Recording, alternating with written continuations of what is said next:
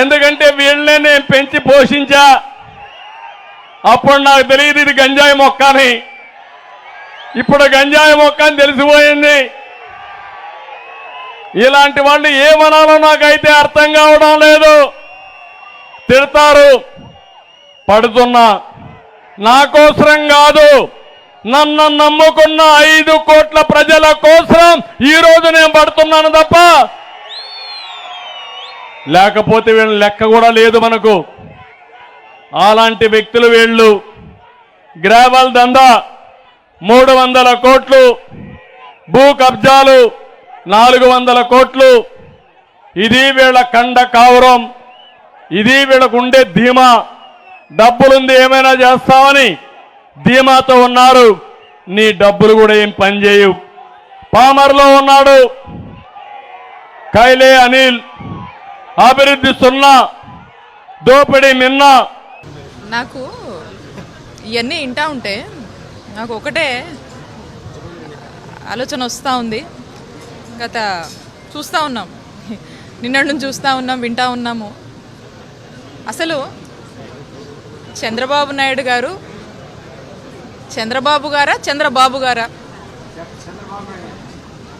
అనేటువంటి, అంటే బాబానా అనేటువంటి ఒక ఆలోచన రాష్ట్ర ప్రజలందరికీ కూడా కలుగుతున్నటువంటి పరిస్థితి. ముఖ్యంగా మహిళలైతే మన రాష్ట్రంలో సందిగ్ధంలో ఉండేటువంటి ఒక పరిస్థితిలాగా కనిపిస్తూ ఉంది. ఏంటి మాటలు అసలుకి. చంద్రబాబు నాయుడు గారు ఈరోజు మరి ఆయన ఫ్రస్ట్రేషను ఏ రకమైన పీక్స్కి చేరిందో మనకు వారి మాటల్లో అర్థమవుతా ఉంది. మరి చంద్రబాబు నాయుడు గారు అధికారంలో ఉన్నప్పుడు ఇక ఏమీ చేయలేదు, ఏమీ ఆలోచించలేదు. ఈరోజు అధికారం పోయాక సెల్ఫ్ ప్రొక్లెయిమ్డ్ విజనరీ గురించి చెప్తాడు. ఆ విధంగా మళ్ళీ ప్రజల్ని మోసం చేయడానికి బయలుదేరారు. మరి ఇప్పుడు ఈ రాఖీ రూపంలో ఏదో ఈ మంత్రాలు ఇవన్నీ కూడా మరి నమ్ముకుంటూ ఇక ప్రజలకు మంచి చేసింది ఏమీ లేదు. చివరికి ఎక్కడి దాకా వచ్చిందంటే ఆయన పరిస్థితి మంత్రాలని నమ్మే పరిస్థితి దాకా వచ్చింది.